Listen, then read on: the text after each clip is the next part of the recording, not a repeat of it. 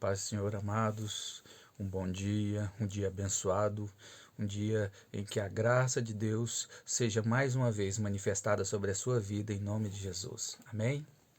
Eu gostaria de, nesta manhã, de Café com Palavra, compartilhar com você o Salmo 136 e fazer uma reflexão acerca daquilo que o salmista pretendia dizer e que hoje muito nos abençoa. O Salmo 136 fala sobre a misericórdia de Deus e fala do porquê nós devemos sempre render graças, render louvores, ver e perceber aquilo que Deus tem feito em nossa vida. Então o salmista ele fala de algumas coisas que Deus fez, que Deus agiu na vida do povo de Israel, na sua própria vida, e ele começa o Salmo 136 dizendo assim: rendei graças ao Senhor, porque Ele é bom, porque a sua misericórdia dura para sempre. Sabe, amados, nesses dias em que temos vivido, são dias em que às vezes nos parece que Deus tem nos esquecido, em que nós temos dificuldades em perceber a presença de Deus, o cuidado de Deus, o livramento de Deus, porque a nossa vida é tão atarefada, tão corrida, e agora está ao contrário. Agora as contas vêm, as necessidades vêm, e nós, na nossa força, temos dificuldades de prover o sustento. Então olhamos à nossa volta e buscamos onde está Deus. Certamente o salmista, quando teve a inspiração deste salmo, ele conseguiu, em meio às suas próprias dificuldades, às suas próprias lutas, perceber o que Deus já fez e havia feito na nação de Israel, para o povo de Deus, e ele demonstrou isso. Ele demonstrou que ele percebeu o que Deus já havia feito. Então eu quero compartilhar com você essa reflexão. Por que devemos louvar a Deus? O Salmo 136, ele nos mostra esse Deus misericordioso, um Deus que operou e ainda opera sinais e maravilhas. Um Deus cuja essência é a fonte de toda bondade. Então o salmista diz aos seus leitores: porque Deus é bom, porque Ele é digno de louvores. E quem seria esse Deus para o salmista? O salmista diz que este Deus é bom. Você consegue ver Deus como um Deus bom nesses dias? Ele diz também que este mesmo Deus bom opera sinais e maravilhas, opera grandes maravilhas. E ele lembra de quem é Deus, do que Deus já fez. Ele diz que esse Deus ao qual ele serve, ao qual nós cremos, fez os céus. Esse Deus também fez surgir a terra seca sobre as águas, fez os grandes luminares, fez o sol para iluminar o dia, fez a lua e as estrelas para iluminar a noite, feriu o Egito e seus primogênitos. Esse mesmo Deus tirou Israel do meio daquele povo, no meio daquela nação idólatra, tirou-o do mundo de sofrimento que Israel estava vivendo, do mundo de escravidão, do mundo sem pensamento. Eles realmente, ali no Egito, tinham comida apenas. Mas a sua vontade, a sua herança, tudo que eles eram, não mais fluía deles, porque eram escravos. Esse mesmo Deus, amados, ele abriu o Mar Vermelho e fez Israel passar por esse mar. E esse mesmo mar que foi aberto, foi jogado, foi precipitado sobre Faraó e seu exército.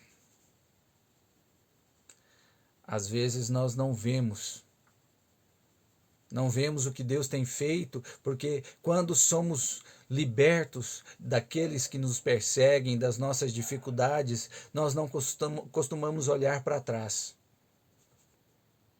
E por não olhar para trás, acabamos esquecendo o que Deus já fez, o que Deus tem feito. Esse mesmo Deus, ele feriu grandes e famosos reis. Esse mesmo Deus tirou a terra desses reis e deu-as por herança a Israel.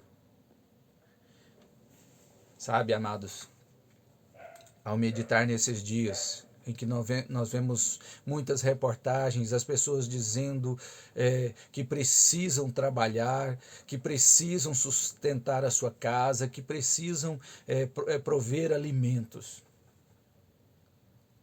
Nós muitas vezes percebemos que essas pessoas não olharam para trás, não olharam para ver o que Deus já fez, e por não olhar, se sentem aterrorizados, amedrontados, por não conseguir ver ainda o que está à frente.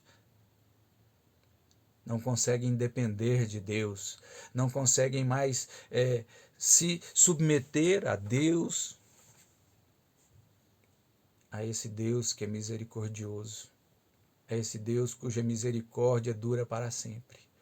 E muitas vezes, assim, por estar nessa situação, nós abandonamos a nossa fé, esquecemos de quem Deus é, esquecemos da nossa fé, esquecemos daquilo que Deus já fez. Mas eu quero te dizer, nessa manhã, que o salmista também viu que Deus se lembrou do abatimento dele e que livrou Israel dos seus adversários. Sabe, amados, o salmista viu isso.